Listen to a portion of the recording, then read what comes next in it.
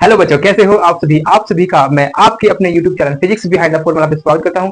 और ये आज हमारा क्लास 12 के लिए थर्ड लेक्चर रहेगा। आज के जो टॉपिक रहेंगे वो चार्ज की property, quantization of charge second lecture में कंप्लीट कर लिया है। और आज हमारे पास है additivity of charge and conservation of charge, और उसके बाद हम देखेंगे मेथड्स ऑफ चार्जिंग। तो अभी हम स्टार्ट करते हैं अपने first topic additivity of charge. तो एडिटिविटी ऑफ चार्ज का क्या मतलब रहेगा, इसमें जो हमारे पास बॉडी रहेगी चार्ज बॉडी, उसका जो टोटल चार्ज रहेगा वो किसके इक्वल रहेगा, algebraic sum of all charges, जिसमें कि हमें चार्जेस का प्लस या फिर नेगेटिव, प्लस या फिर माइनस का साइन ऐड करना पड़ेगा। मान लीजिए ये हमारे पास एक ये चार्ज बॉडी है हमारे पास। ये क्या है, चार्ज बॉडी। चार्ज बॉडी है, इसका मतलब इसके पास कुछ चार्ज रहेगा, चार्ज बॉडी। तो मान लीजिए हमारे पास क्या है, माइनस क्या हो, +2 क्या हो, देन -3 क्या हो, और +5 क्या हो। ये हमारे पास चार्ज है इसके अंदर। तो जो टोटल चार्ज रहेगा इस बॉडी के ऊपर वो हम कैसे लिखेंगे, अभी हमने देखा अलजेब्रिक सम कर देंगे। हम क्या करेंगे बच्चों, यहाँ पर अलजेब्रिक सम। तो अलजेब्रिक सम हमारे पास क्या रहेगा, तो इसका जो टोटल चार्ज निकालने की बात करते हैं हम, टोटल चार्ज, तो इसका जो टोटल चार्ज है वो किसके इक्वल रहेगा, हमारे पास क्या ये क्या हो, साइन कैसे, यहाँ पर नेगेटिव है तो यहाँ पे लेंगे हम नेगेटिव क्या हो, ओके, देन प्लस कर देंगे। उसके बाद क्या हमारे पास +2 क्या हो, 2 क्या हो, देन हमारे पास क्या है माइनस में ये दोबारा से, तो हम इसका साइन कैसा लेंगे, -3 क्या हो, और उसके बाद क्या हमारे पास 5, देन हम क्या लेंगे +5 क्या हो। तो जो ऐड होंगे उसको हम ऐड कर देंगे, और जो क्या रहेंगे माइनस हो जाएंगे एक दूसरे में से, उसको माइनस कर देंगे। ठीक है, तो ये कितना हो जाएगा हमारे पास 4, और ये कितना हो जाएगा हमारे पास 7 में से 5 जाएगा, तो हमारे यानी कि -4 क्या हो और +7 क्या हो, तो कितना हो रहा है हमारे पास +3 क्या हो। तो ये जो ऑब्जेक्ट है, ये जो बॉडी है, इसका जो टोटल चार्ज रहेगा वो कितना रहेगा, +3 क्या हो। इसका मतलब ये ऑब्जेक्ट कितना चार्ज कैरी करता है, +3 क्या कैरी करता है। इसी तरह से अगर हम एक न्यूट्रल ऑब्जेक्ट की बात करें तो क्या रहेगा, हमारे पास एक न्यूट्रल ऑब्जेक्ट है, और न्यूट्रल ऑब्जेक्ट में हमें क्या पता रहता है कि जो उसका पॉजिटिव चार्ज है और नेगेटिव चार्ज है वो दोनों के दोनों क्या रहेंगे, सेम रहेंगे। उसका पॉजिटिव और जो नेगेटिव चार्ज है वो दोनों के दोनों क्या रहते हैं, सेम रहते हैं। ठीक है, तो मान लेते हैं हमारे पास ये एक ऑब्जेक्ट है, न्यूट्रल बॉडी है ये, इसमें 10 इलेक्ट्रॉन्स है। ठीक है, इलेक्ट्रॉन पे क्या चार्ज रहेगा हमारे पास, नेगेटिव, और 10 प्रोटॉन्स है, प्रोटॉन्स पे साइन रहेगा हमारे पास पॉजिटिव। तो अगर हम इसका टोटल चार्ज निकालने की बात करें, टोटल चार्ज, जो टोटल चार्ज रहेगा वो कितना रहेगा हमारे पास, चार्ज का अलजेब्रिक सम कर देंगे, यहाँ से कितना आएगा -10 इलेक्ट्रॉन आ जाएगा, ओके, देन +10 ई आ जाएगा। तो जब आप इसको ऐड करोगे तो कितना आएगा हमारे पास, तो 0 आ जाएगा। तो इसी तरह से जो न्यूट्रल बॉडी है उस पे जो चार्ज रहेगा वो कितना चार्ज रहेगा हमारे पास, 0 रहेगा। ऐसे अगर हम, तो बच्चों अब हमारे पास क्या है, 15 इलेक्ट्रॉन्स है और 15 ही क्या है यहाँ पर प्रोटॉन्स है। इसका मतलब जो नेट चार्ज रहेगा इस पे कितना रहेगा, 0 रहेगा। अगर मैं यहाँ से इलेक्ट्रॉन्स को बाहर निकाल दूं, कितने इलेक्ट्रॉन्स को बाहर निकाल दूं, 5 इलेक्ट्रॉन्स को मैंने यहाँ से बाहर निकाल दिया, तो इसमें क्या हो, लॉस ऑफ इलेक्ट्रॉन्स। तो क्या हो यहाँ पर हमारे पास, लॉस ऑफ इलेक्ट्रॉन। तो आप सभी बच्चों को पता ही होगा, हमने फर्स्ट लेक्चर में किया था कि अगर इलेक्ट्रॉन्स का लॉस होगा तो इस पे कैसे चार्ज आएगा। अभी देख लेते हैं कैसे चार्ज आएगा। तो इसमें कितने बचे, यहाँ पर नंबर ऑफ इलेक्ट्रॉन्स कितने रहे, यहाँ पर 10 नंबर ऑफ इलेक्ट्रॉन बचेंगे यहाँ पर। ऐसे ही जो हमारे पास प्रोटॉन्स थे वो तो क्या यहाँ पर सेम है, यहाँ से हमने सिर्फ और सिर्फ 5 इलेक्ट्रॉन्स बाहर निकाले। तो इसका जो टोटल चार्ज रहेगा, जो टोटल चार्ज रहेगा वो कितना रहेगा हमारे पास, -10 ई देन +15 ई। तो ये हमारे पास कितना है, +5 ई। इसका मतलब जो हमारे पास ये ऑब्जेक्ट है इस पे कितना चार्ज आएगा, इस पर आ जाएगा हमारे पास +5। कितना आएगा इस पर, +5 ई। ये हमारे पास टोटल चार्ज रहेगा। और ये जो बॉडी हमारे पास कैसी रहेगी, पॉजिटिवली चार्ज ऑब्जेक्ट या पॉजिटिवली चार्ज बॉडी रहेगी। कब, जब हम इसमें से इलेक्ट्रॉन्स को बाहर निकालते हैं। अगर हम इसमें इलेक्ट्रॉन्स ऐड कर देंगे तो क्या रहेगा हमारे पास, मान लेते हैं इसमें अब हम 5 इलेक्ट्रॉन्स को ऐड कर देंगे। हमने क्या कर दिया, ऐड कर दिया इलेक्ट्रॉन्स को। जब इसमें हम ऐड करेंगे तो क्या रहेगा हमारे पास, ये 5 और ऐड कर देंगे, तो पहले 15 थे, अभी जो नंबर ऑफ इलेक्ट्रॉन्स हो जाएंगे वो कितने हो जाएंगे, 20, और इलेक्ट्रॉन पे जो चार्ज रहता है वो क्या रहता है नेगेटिव। और यहाँ पर कितना था ये पहले से यहाँ पर 15 है, 15 प्रोटॉन्स है ये क्या है यहाँ पर प्रोटॉन्स, तो प्रोटॉन पे चार्ज कैसा रहेगा पॉजिटिव। तो इसका जो टोटल चार्ज रहेगा, टोटल चार्ज वो कितना आ जाएगा हमारे पास -20 E, देन हम क्या करेंगे +15 E, यहां से क्या रहेगा -5 E। इसका मतलब हमने कितने ऐड किए थे यहाँ पर 5 इलेक्ट्रॉन्स हमने ऐड कर दिए थे, क्या कर दिए थे यहाँ से हम यहाँ पर हमने ऐड किए थे। तो इस पे जो चार्ज रहेगा वो क्या रहेगा -5 E। इसका मतलब ये कौन सी ऑब्जेक्ट रहा, कौन सी बॉडी, ये नेगेटिवली चार्ज ऑब्जेक्ट रहा। जब हम इलेक्ट्रॉन ऐड करेंगे तो नेगेटिव चार्ज आ जाएगा इस पर, ठीक है। तो बच्चों नेक्स्ट हमारे पास है कंजर्वेशन ऑफ चार्ज। कंजर्वेशन का मतलब क्या रहता है, सेम, क्या रहता है इसका मतलब सेम रहना, कंजर्व रहना, कांस्टेंट रहना, सेम और कांस्टेंट। तो हमारे पास एक आइसोलेटेड सिस्टम है। आइसोलेटेड सिस्टम का मतलब क्या रहता है यहाँ पर कि इस सिस्टम के अंदर ना तो कुछ हम डालेंगे और ना ही इसमें से कुछ भी बाहर आएगा। इसका मतलब ना तो इसमें कोई भी चार्ज ऐड करेंगे हम कर पाएंगे, ना तो चार्ज इसमें ऐड कर पाएंगे और ना ही इसमें से चार्ज कुछ भी निकाल पाएंगे। तो ऐसा जो सिस्टम है वो क्या रहेगा हमारे पास आइसोलेटेड। साथ में इस सिस्टम पर किसी भी दूसरी फील्ड का या फिर फोर्स का इफेक्ट नहीं रहेगा। बाहर कुछ भी फोर्स हो कुछ भी हो लेकिन इस सिस्टम को वो अफेक्ट नहीं करेगा। तो ऐसा जो सिस्टम है उसको हम क्या बोलते हैं आइसोलेटेड सिस्टम बोलेंगे। ना तो चार्ज को हम अंदर डाल सकते ना ही इसमें से बाहर निकाल सकते। तो अगर इसमें कुछ चार्ज पहले से मौजूद था, इसके अंदर अगर कुछ चार्ज इसमें पहले से था, जैसे कि ये मान लिया हमने चार्ज क्या मान लिया हमने, तो जो ये चार्ज रहेगा वो क्या रहेगा सेम रहेगा। क्यों? क्योंकि हमारे पास सिस्टम कैसा आइसोलेटेड सिस्टम है, तो ना तो चार्ज अंदर गया है और ना ही चार्ज बाहर आया है। तो जो टोटल चार्ज रहेगा ऑफ आइसोलेटेड सिस्टम का वो क्या रहेगा हमारे पास सेम रहेगा या फिर कांस्टेंट रहेगा। तो आप इसमें कैसे लिखोगे, total charge of an isolated system remain same and the constant. Okay, तो बच्चों देखिए यहाँ पर हमारे पास एक आइसोलेटेड सिस्टम है जिसमें कि चार्ज कितना हमारे पास +1 E चार्ज है।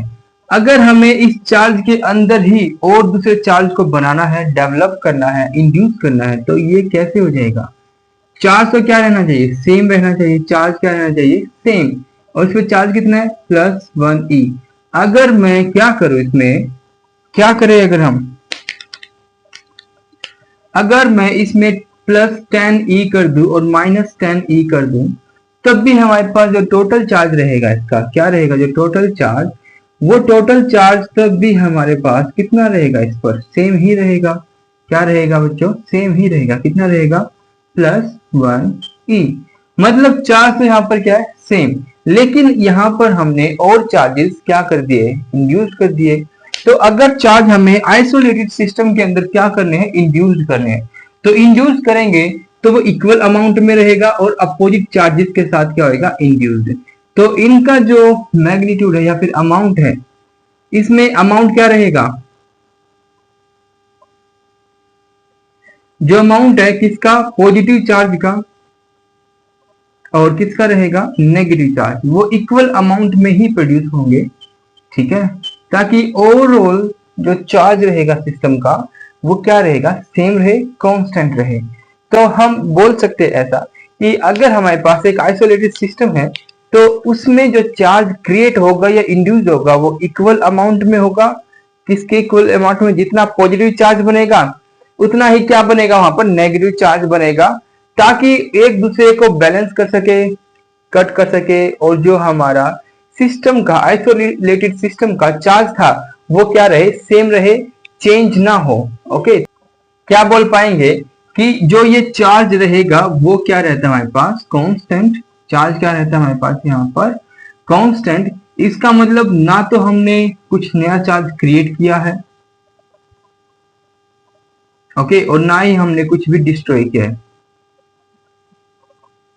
बस यहाँ पर ये हुआ क्या रीडिस्ट्रीब्यूशन ऑफ चार्जेस।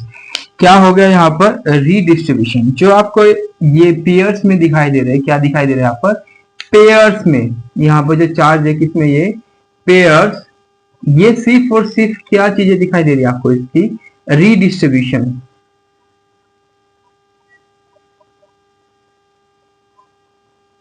रीडिस्ट्रीब्यूशन है यहाँ पर। ओके, मतलब हम चार्जेस को अंदर रीडिस्ट्रीब्यूट कर सकते हैं, लेकिन जो ओवरऑल चार्ज रहेगा वो क्या रहेगा, कांस्टेंट। कुछ चार्ज क्रिएशन नहीं हुआ और ना ही कुछ डिस्ट्रॉय हुआ है। ओके, तो ये क्या था आपके पास, कंजर्वेशन ऑफ चार्ज। अभी हमने क्या देखा, आइसोलेटेड सिस्टम के लिए जो चार्ज रहेगा वो क्या रहेगा, सेम रहेगा, कांस्टेंट रहेगा। और चार्ज को हम क्या कर सकते हैं, क्रिएट कर सकते हैं, डिस्ट्रॉय कर सकते हैं, इक्वल एंड अनइक्वल पेयर्स में। अभी हमने इनको क्या किया, क्रिएट किया है। क्या किया यहाँ पर, क्रिएट किया है। किसमें किया, ये पेयर्स में हुए। यहाँ पर कैसे हुए बच्चों, ये पेयर्स में। ओके, पेयर्स में, लेकिन जो इनका साइन रहेगा, एक क्या यहाँ पर पॉजिटिव है, दूसरा कैसा रहेगा, इसमें नेगेटिव रहेगा। थर्ड पॉइंट क्या है, नॉट पॉसिबल, पॉसिबल नहीं है कि जो उस पे चार्ज है, जो नेट चार्ज है उसको या तो क्रिएट करना, डिस्ट्रॉय करना। नेट चार्ज बच्चों कौन सा है, यहाँ पर जो नेट चार्ज है वो कितना है, +1e। जो अभी हमने एज्यूम किया था, ये क्या हमारे पास नेट चार्ज, ये हमेशा क्या रहेगा, ये हमेशा रहेगा कांस्टेंट। नेट चार्ज तो क्या रहेगा बच्चों, कांस्टेंट रहेगा, लेकिन उसके अंदर हम कितने भी चार्ज को बना सकते हैं और डिस्ट्रॉय कर सकते हैं, लेकिन इक्वल अमाउंट में और अपोजिट चार्जेस के साथ। ओके, नेक्स्ट है बच्चों हमारे पास कंडक्टर, इंसुलेटर्स एंड डाइलेक्ट्रिक्स। तो इंसुलेटर और डाइलेक्ट्रिक्स, या बोल सकते हैं जो डाइलेक्ट्रिक्स है वो इंसुलेटर ही होते हैं, उसमें वह थोड़ा बहुत डिफरेंस होता है। तो जो कंडक्टर है ये क्या करेंगे, ऐसे मटेरियल जो इलेक्ट्रिसिटी को कंडक्ट कर सके वो क्या रहते हैं हमारे पास, कंडक्टर्स। और ये कैसे कंडक्ट करते हैं, इसके अंदर जो इलेक्ट्रॉन्स है वो क्या रहते हैं, फ्री। इलेक्ट्रॉन्स इसमें क्या रहेंगे, फ्री रहेंगे। चार्जेस इसमें क्या रहते हैं, फ्री। फ्री इलेक्ट्रॉन्स, ये क्या रहते हैं हमारे पास, फ्री इलेक्ट्रॉन्स। फ्री इलेक्ट्रॉन्स ये फ्री कैसे रहेंगे, मान लेते हैं हमारे पास एक सोडियम एटम है। सोडियम एटम है ये, आप सभी को पता होगा कि जो इसमें इलेक्ट्रॉनिक कॉन्फ़िगरेशन अगर हम लिखे इसकी, तो ऐसे रहेगा। ये क्या रहता है, अनस्टेबल, इसका ऑक्टेट कंप्लीट नहीं होता, तो यहाँ से इलेक्ट्रॉन बाहर निकल जाएगा। तो ये हमारे पास एक कैटायन बनता है और एक क्या बनता है, फ्री इलेक्ट्रॉन बनता है। तो यही इलेक्ट्रॉन क्या बोला जाता है, फ्री बोला जाता है, क्योंकि ये एटम से बाहर निकल चुका। और ये क्या हमारे पास आयन। तो कंडक्टर्स में फ्री इलेक्ट्रॉन्स रहते हैं, वो अपने एटम से निकल जाते हैं। लेकिन इंसुलेटर्स में इलेक्ट्रॉन्स उसके एटम के साथ ही बाउंड रहेगा। क्या रहेगा, एटम के साथ ही। मान लेते हैं ये हमारे पास एक न्यूक्लियस है और ये क्या है, इसके सेल्स। ओके, तो इसमें जो इलेक्ट्रॉन्स है वो अपने एटम के साथ क्या रहता है, बाउंड रहता है। क्या रहेगा बच्चों, ये अपने एटम के साथ बाउंड रहेगा। तो ये बाउंड इलेक्ट्रॉन्स होते हैं, बाउंड इलेक्ट्रॉन्स। तो यहाँ पर फ्री इलेक्ट्रॉन्स नहीं होते। सेम एज डाइलेक्ट्रिक में फ्री इलेक्ट्रॉन्स नहीं होते। बस इसमें डिफरेंस क्या है कि अगर हम यहाँ पर इलेक्ट्रिक इफेक्ट्स की बात करें, किसकी बात करें, इलेक्ट्रिक इफेक्ट्स की, तो ये जो इलेक्ट्रिक इफेक्ट्स है, ये इलेक्ट्रिक इफेक्ट्स, तो ये इलेक्ट्रिक इफेक्ट को ट्रांसमिट कर देता है। इलेक्ट्रिक इफेक्ट्स को क्या कर देगा, ये ट्रांसमिट।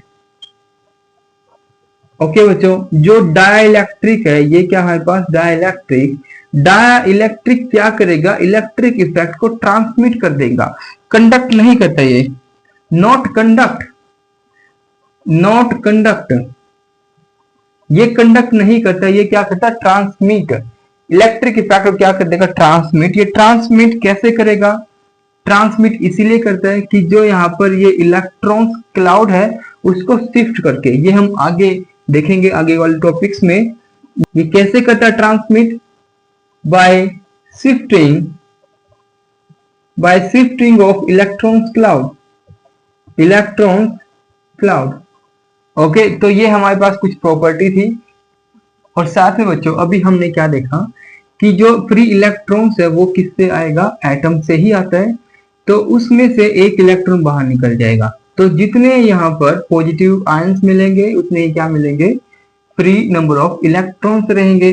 तो जो यहाँ का नेट चार्ज रहेगा बच्चों, ये क्या रहेगा, नेट चार्ज। नेट चार्ज हमेशा कितना रहेगा, 0 रहेगा। ठीक है, क्यों रहेगा 0, जितने नंबर ऑफ कैटायंस रहेंगे उतने ही यहाँ पर फ्री इलेक्ट्रॉन्स रहेंगे। तो ओवरऑल चार्ज इनका कितना रहेगा, 0 रहेगा। और जो कंडक्टर रहेगा ये क्या रहेगा, हमारे पास न्यूट्रल रहेगा। क्या रहेगा बच्चों, यहाँ पर न्यूट्रल।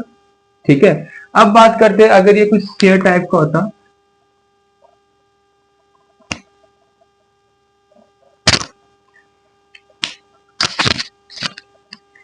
तो ये हमारे पास क्या, कंडक्टर न्यूट्रल है। अगर मैं इसमें बाहर से कुछ चार्ज को ऐड कर दे, अगर यहाँ पर हम क्या कर दे बच्चों, कुछ चार्ज को ऐड कर दिया हमने, यहाँ पर क्या किया, कुछ इलेक्ट्रॉन्स को ऐड कर दिया, तो ये चार्ज रहेगा ऐसे। ठीक है, और आप सभी को पता है ये इसमें मूव कर सकते हैं, इलेक्ट्रॉन क्या कर सकते हैं, ये मूव। और साथ में जो ये इलेक्ट्रॉन्स है ये एक दूसरे पर क्या करेंगे, रिपल्सिव फोर्स लगाएंगे। जो पॉजिटिव पॉजिटिव को रिपेल करता है और नेगेटिव नेगेटिव को रिपेल करेगा, और ये सभी एक दूसरे को रिपेल करेंगे और ये एक दूसरे से दूर जाने की कोशिश करेंगे। तो जब ये दूर जाएंगे तो कहां पर आएंगे, सरफेस पर। सरफेस से तो बाहर नहीं निकाल सकते। ठीक है, तो ये किस पर आ जाएंगे, सरफेस पर आ जाएंगे। ओके, जितना भी नेगेटिव चार्ज हुआ या फिर पॉजिटिव चार्ज हुआ, कैसा भी चार्ज है वो कंडक्टर के अंदर मूव कर सकता है, और रिपल्शन की वजह से वो किस पर आ जाएगा बच्चों, सरफेस पे आ जाएगा। ये जो प्रॉपर्टी है इसकी कंडक्टर की, ये सबसे ज्यादा इंपॉर्टेंट है। अगर आप कुछ भी चार्ज डालते हो सारा का सारा चार्ज सरफेस पर आ जाएगा, लेकिन इंसुलेटर में ऐसा नहीं होता। अगर आपने उसमें क्या किया, चार्जेस ऐड कर दिए, वो कैसे रहेंगे, वो बॉडी के अंदर ही रहेंगे, वो सरफेस पे नहीं आएंगे। नेक्स्ट टॉपिक है हमारे पास चार्जिंग बाय फ्रिक्शन। मतलब किसी भी न्यूट्रल ऑब्जेक्ट पर हम किस तरह से चार्ज को इंड्यूस कर सकते, क्रिएट कर सकते हैं। ठीक है, उस चीज को देखते हैं अभी हम। तो यहाँ पर एक हमारे पास ग्लास रोड है जो न्यूट्रल है, दूसरा क्या हमारे पास क्लॉथ है। इसको अगर क्लॉथ को मैं इस रोड पे क्या करता हूँ, रब करता हूं। मैं क्या करेंगे, अभी हम रबिंग करेंगे, रब करेंगे। तो जो इसके इलेक्ट्रॉन रहेंगे, किसके इलेक्ट्रॉन, रोड के इलेक्ट्रॉन्स, रोड के इलेक्ट्रॉन्स किस में आ जाएंगे, क्लॉथ में आ जाएंगे। ओके, तो क्लॉथ ने इलेक्ट्रॉन्स को क्या किया है, ऐड किया है। क्लॉथ के अंदर हमने क्या किया, इसमें ऐड किया है। तो इस पर कैसा चार्ज आएगा, इस पर नेगेटिव चार्ज आएगा। इसने इलेक्ट्रॉन्स को क्या किया, लूज किया है, तो इस पे क्या आ जाएगा, पॉजिटिव चार्ज आ जाएगा। तो इसी की हेल्प से हम क्या कर सकते हैं, चार्जेस को इंड्यूस कर सकते हैं, क्रिएट कर सकते हैं। ठीक है, और ये हमें पता कैसे लगेगा किस पे पॉजिटिव आएगा और किस पर नेगेटिव आएगा। तो इसमें इलेक्ट्रॉन को लूज करने की ज्यादा एबिलिटी थी और इसमें इलेक्ट्रॉन्स को गेन करने की ज्यादा एबिलिटी थी। इसके लिए हम एक सीरीज है, यहाँ पर हमारे पास एक सीरीज है जिसको क्या बोलते हैं हम, ट्राइबो इलेक्ट्रिक सीरीज। इसमें सबसे पहले क्या आया है, ग्लास, उसके बाद क्या यहाँ पर hair, wood, silk, paper, cotton, wood, rubber, PVC pipe जो प्लास्टिक की होते हैं, और एक टेलीफोन, एक टेफ्लॉन। इसमें क्या रहेगा, अगर हम लेफ्ट से राइट की तरफ जाएंगे, लेफ्ट से राइट की तरफ, तो जो इलेक्ट्रॉन्स गेन करने की एबिलिटी है वो क्या होती जाएगी, इंक्रीज।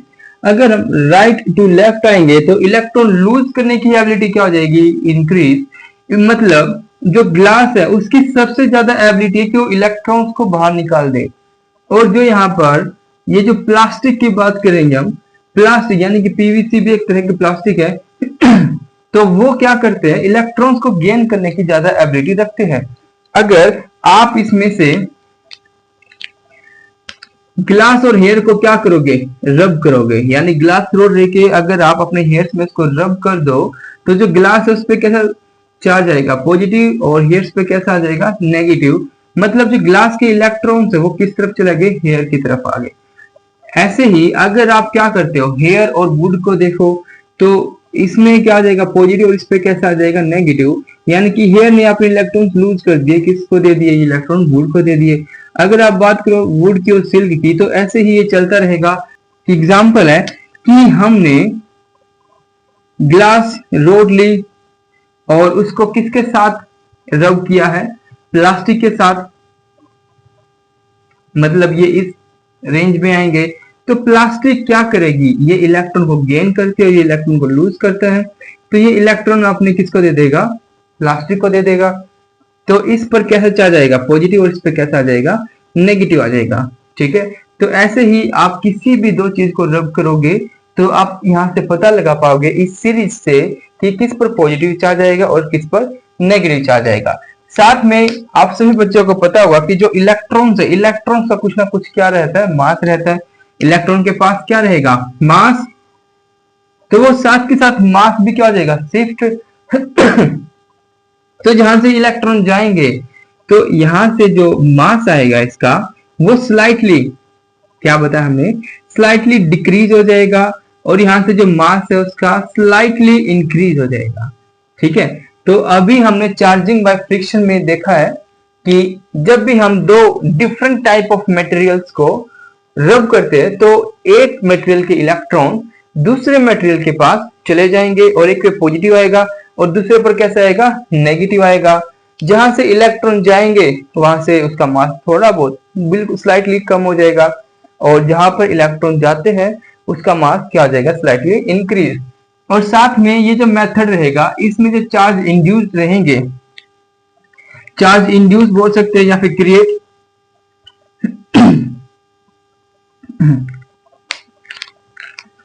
तो जो चार्ज क्रिएट होगा यहाँ पर वो कैसे रहेगा, एक पॉजिटिव रहेगा, दूसरा कैसा रहेगा, नेगेटिव, और इक्वल अमाउंट में रहेगा। जो इसका अमाउंट रहेगा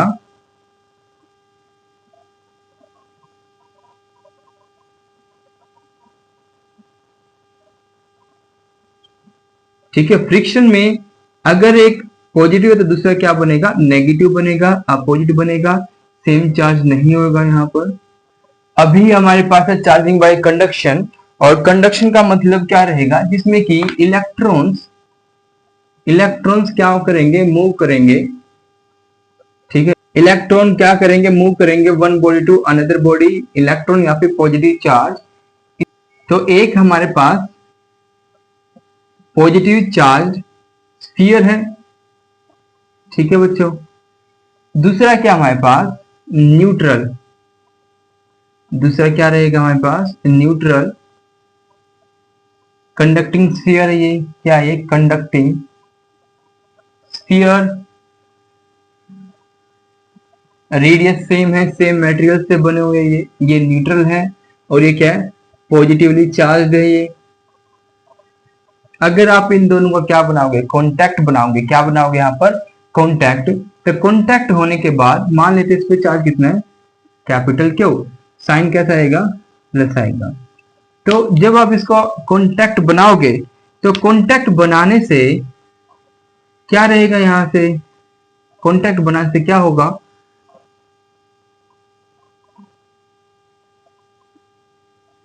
जैसे ही आप कॉन्टैक्ट बनाओगे तो ये जो पॉजिटिव चार्ज है कुछ इस तरफ रह जाएंगे, बाकी जो पॉजिटिव चार्ज है वो किस तरफ कंडक्ट कर जाएंगे, दूसरे स्फीयर के पास कंडक्ट कर जाएंगे। कंडक्टर में ये जो चार्ज है वो मूव कर सकते हैं, क्या कर सकते हैं बच्चों, यहाँ पर मूव कर सकते हैं, लेकिन ओवरऑल जो चार्ज रहेगा वो तो क्या रहेगा, हमारे पास सेम रहेगा। ये अगर हमारे पास आइसोलेटेड सिस्टम है तो चार्ज तो क्या रहेगा बच्चों, सेम रहेगा। चार्ज अगर पहले कितना था, प्लस क्या हो, इस पे कितना था, 0, तो ओवरऑल चार्ज कितना था, प्लस क्या हो था। अभी भी चार्ज दोनों को मिलाकर कितना होना चाहिए, प्लस क्या हो। तो अगर ये कैसे आइडेंटिकल है तो इस पर हाफ चार्ज इस पर आ जाएगा और हाफ चार्ज इस पर आ जाएगा। ठीक है, साइन भी कैसे यहाँ पर सेम साइन है। ठीक है, तो ये क्या था हमारे पास, चार्जिंग बाय कंडक्शन। तो हमने इस बॉडी ए को, और ये हमने मान लिया बी, ए को हमने पॉजिटिवली चार्ज कर दिया है बाय द कंडक्शन।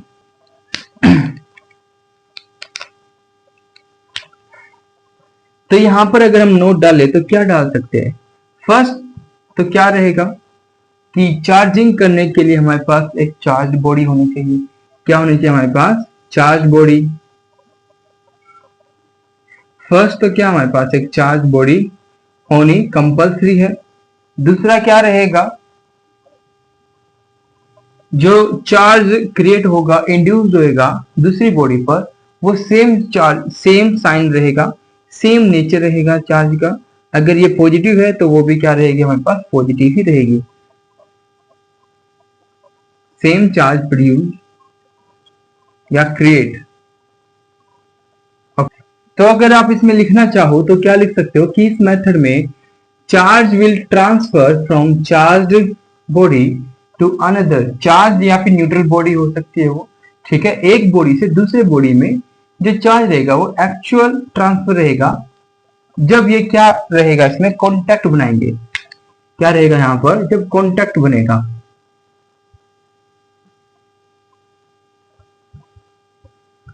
जब दोनों बॉडी का क्या बनेगा यहाँ पर, कॉन्टैक्ट होना जरूरी है, तभी चार्ज क्या कर सकते हैं, ट्रांसफर कर सकते हैं। एग्जांपल देखते हैं अभी हम। तो देखिए इस क्वेश्चन में क्या किया हुआ है, 3 आइडेंटिकल कंडक्टिंग स्फीयर है। सबसे पहले तो हमें ये देखना पड़ेगा ये आइडेंटिकल है, ये कैसे, ये आइडेंटिकल है, कंडक्टिंग स्फीयर है ए बी सी। ए पे चार्ज है -2 क्या हो, बी पर चार्ज है प्लस क्या हो, और सी पर चार्ज कुछ भी नहीं है, 0 चार्ज है। तो इसमें बोला गया है कि पहले तो हम ए को और बी को क्या करेंगे, कॉन्टैक्ट में लेकर के आएंगे। किस में लेकर के आएंगे बच्चों, कॉन्टैक्ट में। देन हम बी को और सी को कॉन्टैक्ट में लेकर के आएंगे। तो अभी हमें लास्ट में ए बी एंड सी पर चार्ज बताना, हमें क्या बताना है बच्चों, इस पर चार्ज कितना रहेगा, ए पर कितना रहेगा, बी पर कितना रहेगा और सी पर चार्ज कितना होगा। तो इसमें देखिए सबसे पहले किसका कॉन्टैक्ट बनाना, आपको ए का और बी का। तो आपने ए और बी कॉन्टैक्ट में लेकर के आए, ए एंड बी, इस पे चार्ज कितना है, -2 क्या हो, इस पे प्लस क्या हुआ है। तो आप सभी को पता है कि अगर ये दोनों कॉन्टैक्ट में आए हैं तो चार्ज क्या होंगे, यहाँ पर ट्रांसफर हो गए। इसके साथ साथ जो चार्ज मिलेगा दोनों को बराबर मिलेगा, सेम मिलेगा। क्यों मिलेगा, कैसे, ये आइडेंटिकल है तो चार्ज भी इन पर क्या रहना चाहिए, सेम रहना चाहिए। तो आप क्या करोगे, 2 क्या हो और यहाँ से क्या कर दोगे, प्लस क्या करके दोनों को क्या कर दोगे आप, हाफ, यानी कि आधा इसके पास रहेगा और आधा इसके पास रहेगा। तो आपके पास कितना है, -2/2। ओके, तो अब आप जो नया चार्ज है वो नया चार्ज कितना लिख सकते हो बच्चों, यहाँ पर ए पे कितना रहेगा, -2/2, बी पर भी कितना रहेगा, -2/2। अब बी को हम किससे कॉन्टैक्ट बना देंगे, सी के साथ बनाएंगे। बी का किसके साथ कॉन्टैक्ट बना देंगे, सी के साथ। तो अब हम यहाँ पर कौन सा लेकर के आएंगे, सी लेकर के आएंगे। तो सेम एज इट इज, अभी इसके पास कितना है बच्चों, चार्ज 0 है और इस पर -2 है। दोबारा से हम ऐड करके हाफ कर देंगे। तो दोनों को ऐड किया हमने, q/2 प्लस 0/2, तो ये आंसर आ जाएगा q/4। मतलब q/4 इस बी के पास आएगा और q/4 किसके पास आ जाएगा, सी के पास। तो लास्ट में क्या बचेगा हमारे पास, -q/4।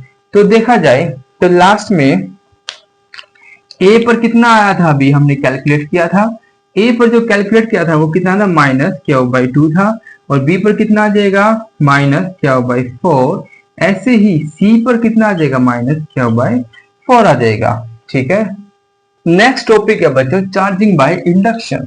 चार्जिंग बाय इंडक्शन में जो कंडीशन रहेगी, सबसे पहले तो क्या रहेगा इसमें, रीडिस्ट्रीब्यूशन ऑफ चार्जेस।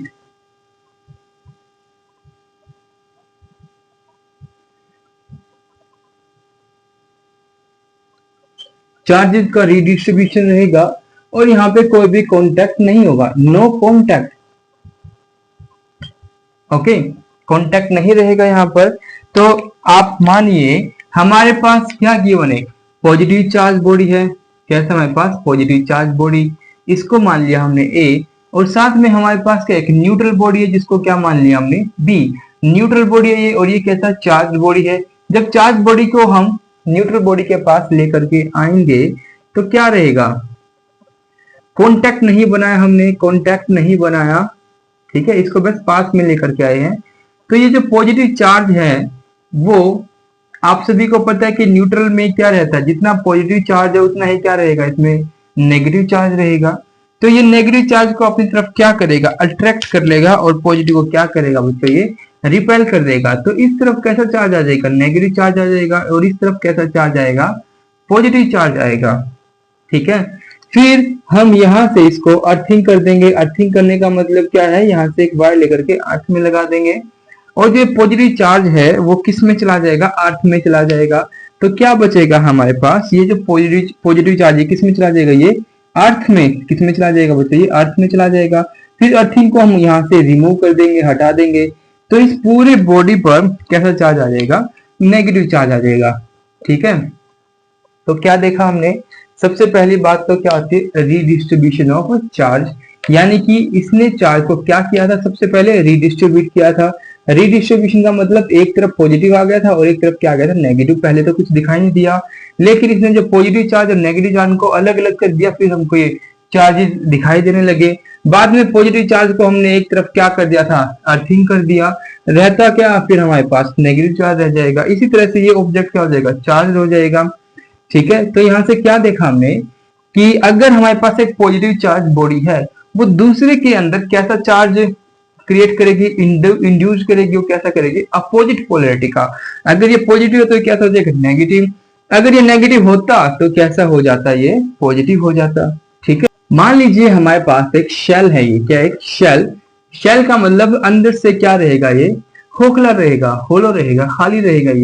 ये हमारे पास एक conducting cell, conducting shell. Conducting shell का मतलब इसके अंदर फ्री चार्जेस रहेंगे जो मूव कर सकते हैं। अगर हम क्या करें, इसके सेंटर में एक चार्ज ला करके रख दे, हमने एक पॉजिटिव चार्ज ला करके रखा इसमें। ठीक है, तो क्या रहेगा यहाँ पर, ये पॉजिटिव चार्ज, अभी हमने देखा इंडक्शन में ये चार्ज को क्या कर देता है, रीडिस्ट्रीब्यूट कर देगा। चार्ज को क्या कर देगा बच्चों, ये रीडिस्ट्रीब्यूट। और कंडक्टर के अंदर इलेक्ट्रॉन कैन मूव, तो जो सरफेस के इलेक्ट्रॉन्स है ये उनको अट्रैक्ट कर लेगा। तो सरफेस से इलेक्ट्रॉन किस तरफ आ जाएंगे, अंदर की तरफ आ जाएंगे ये। ठीक है, अंदर की तरफ चार्ज आ जाएगा बच्चों, ये सरफेस से अंदर की तरफ आ जाएगा। तो सरफेस पे क्या रहेगा, जहां से इलेक्ट्रॉन को निकाल देते हैं तो उस पे क्या चार्ज आता है, पॉजिटिव। तो बाहर कैसा आ जाएगा बच्चों, पॉजिटिव चार्ज आ जाएगा। ठीक है, और ये पॉजिटिव चार्ज कौन सा है, ये कितना आएगा, जितना ये अंदर हमने रखा है। तो अगर आप इस कंडक्टिंग शेल के अंदर देखोगे, तो कंडक्टिंग शेल के अंदर जो नेट चार्ज रहेगा, कंडक्टिंग शेल के सिर्फ और सिर्फ अंदर जो नेट चार्ज है, ये जो नेगेटिव वो कितना है, माइनस क्यू, क्योंकि जितना पॉजिटिव उतना ही ये नेगेटिव को अट्रैक्ट करेगा और बाहर उतना ही क्या बनेगा, पॉजिटिव बनेगा। मतलब अभी हमने पहले भी किया था कंडक्टिंग यानी कंडक्टर की प्रॉपर्टी में, कि कंडक्टर के अंदर कभी भी चार्ज एग्जिस्ट नहीं करेगा, वो रिपल्शन की वजह से बाहर आ जाता है। कंडक्टर के अंदर चार्ज कितना होता है, हमेशा जीरो। तो यहाँ पर भी देखिए, ये हमारे पास एक कंडक्टिंग शेल है, तो रीडिस्ट्रीब्यूशन हुआ, यहाँ पर क्या हुआ, यहाँ पर रीडिस्ट्रीब्यूशन की वजह से अब जो नेट चार्ज है वो अंदर, नेट चार्ज कितना बना, अंदर शेल के अंदर की बात कर रहे हैं हम, नेट चार्ज वो कितना रहेगा बच्चों, वो रहेगा हमारे पास, एक तो पहले हमने जो रखा हुआ था, बाद में जो रीडिस्ट्रीब्यूशन की वजह से बना था कितना आ गया, जीरो। बट अगर देखा जाए तो चार्ज कहाँ गया, इतने अमाउंट का चार्ज बाहर इंड्यूस हो गया है, वो कहां पर है, ये। ठीक है, तो सारा का सारा चार्ज कहां पर आ गया, सरफेस पर आ गया। ठीक है, अब सेकंड करते हैं अभी हम। तो अब देखिए बच्चों, हमारे पास क्या है, ये इस पर चार्ज है 2 कूलम, प्लस का 2 कूलम है इस पर, और हमने बाहर से कितना ला करके रखा इस पर, -3 कूलम चार्ज रख दिया सेंटर पर। तो बताइए हमारे पास नेट चार्जेस कितने रहेंगे सरफेस पर इन दोनों शेल के। तो अगर हम देखें, हमने क्या किया, इंडक्शन में क्या होता है, रीडिस्ट्रीब्यूशन, कॉन्टेक्ट होता ही नहीं, तो ये होलो थे सारे के सारे। तो अगर यहाँ पे -3 कूलम है तो +3 कूलम क्या हो जाएगा, अंदर की तरफ अट्रैक्ट हो जाएगा, और ऐसे ही -3 कूलम कहां पर आ जाएगा, बाहर की तरफ, रीडिस्ट्रीब्यूशन हो गया। मतलब इसने 3 नेगेटिव कूलम को रिपेल करके बाहर भेज दिया, और अंदर कितना बचेगा, यहाँ पर 3 कूलम बचेगा, प्लस का बचेगा। अब यहाँ पर कितना, ये नेगेटिव है, तो नेगेटिव क्या करेगा, पॉजिटिव को अट्रैक्ट करेगा, पॉजिटिव इसको क्या करेगा, ये अट्रैक्ट, तो अंदर की तरफ क्या रहेगा, पॉजिटिव बन जाएगा। कितना बनेगा अंदर, ये पॉजिटिव +3 कूलम बनेगा। ऐसे ही अगर अंदर पॉजिटिव है तो जो यहाँ के इलेक्ट्रॉन थे वो कहां पर आ गए थे, सरफेस पर आ गए थे। कितने आए थे, इतने ही आएंगे, यानी कि -3 कूलम ही आएंगे। ठीक है, अब जो ये आउटर सरफेस है, इस आउटर सरफेस पर, या फिर मान लेते हैं जो शेल हमारे पास, इसको ए बोला है, इसको क्या बोल दिया हमने, बी बोल दिया। तो इस बी पर जो नेट चार्ज रहेगा, नेट चार्ज क्या होता है, अलजेब्रिक सम कर देंगे हम, कितना बचेगा बच्चों, यहाँ पर -3 कूलम था यहाँ पर, और पहले कितना था, +2 कूलम था, तो कितना आ जाएगा, ये आ जाएगा हमारे पास -1 कूलम आ जाएगा। ठीक है, तो अगर आप इसको दोबारा से ड्रॉ करना चाहो तो अगर अंदर कितना है -3 कूलम, बाहर भी कितना मिलेगा -3 कूलम, और इस पर कितना रहेगा -1 कूलम। तो ये रीडिस्ट्रीब्यूशन हो जाएगा हमारे चार्जेस का। तो हमारे पास एक क्वेश्चन है, इसमें एक कैविटी गिवन है। ये क्या गिवन है हमारे पास, एक कंडक्टिंग स्फीयर है जिसमें कि हमने एक होल बना दिया है, कैविटी बना दी है। इस कैविटी के अंदर एक पॉजिटिव चार्ज है, दूसरा कैसा हमारे पास नेगेटिव चार्ज है। ठीक है, ये सिग्मा 1 क्या हमारे पास सरफेस, जो ये हमारे पास इनर सरफेस है, इस इनर सरफेस पे जो चार्ज का रीडिस्ट्रीब्यूशन होगा वो क्या हो जाएगा हमारे पास सिग्मा 1।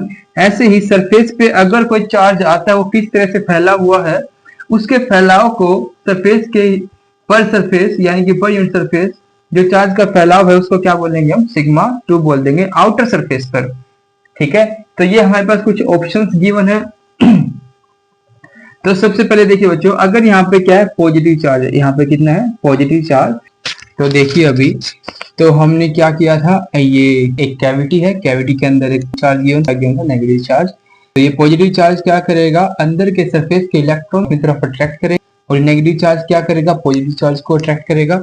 जैसे ही ये यहाँ के इलेक्ट्रॉन्स पॉजिटिव के पास जाएंगे तो कितना जाएगा, ये -q चार्ज ही जाएगा, और यहाँ पे क्या बचेगा पॉजिटिव चार्ज बचेगा, कितना बचेगा +q बचेगा। ठीक है, तो बाहर हमारे पास कुछ भी चार्ज देखने को नहीं मिलेगा, क्योंकि जितना भी इलेक्ट्रॉन्स है या पॉजिटिव चार्ज है वो अंदर ही रीडिस्ट्रीब्यूट हो जाएंगे। तो बाहर चार्ज कितना रहेगा 0 रहेगा, और डिस्ट्रीब्यूशन भी कितना रहेगा बाहर 0 रहेगा। अंदर क्या रहेगा हमारे पास कुछ ना कुछ डिस्ट्रीब्यूशन देखने को मिलेगा, जैसे कि पॉजिटिव चार्ज है और यहाँ पर कैसे चार्ज रहेंगे नेगेटिव चार्ज। तो हमारे पास जो ऑप्शन बचता है वो कौन सा ऑप्शन बचता है, ऑप्शन नंबर 3 कौन सा रहेगा, अंदर डिस्ट्रीब्यूशन 0 नहीं है, कुछ ना कुछ दिखाई देगा हमें।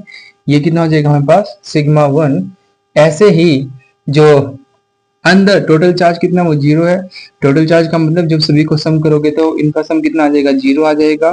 बाहर पहले से ही हमें कोई चार्ज दिखाई नहीं दे रहा, तो अंदर चार्ज और बाहर चार्ज कितना है हमारे पास 0, और बाहर जो डिस्ट्रीब्यूशन है वो भी कितना दिखाई दे रहा है अभी हमारे पास 0। ठीक है, थैंक्स फॉर वॉचिंग 0। तो आई होप आप सभी बच्चों को आज की क्लास अच्छी लगी होगी। Thanks for watching.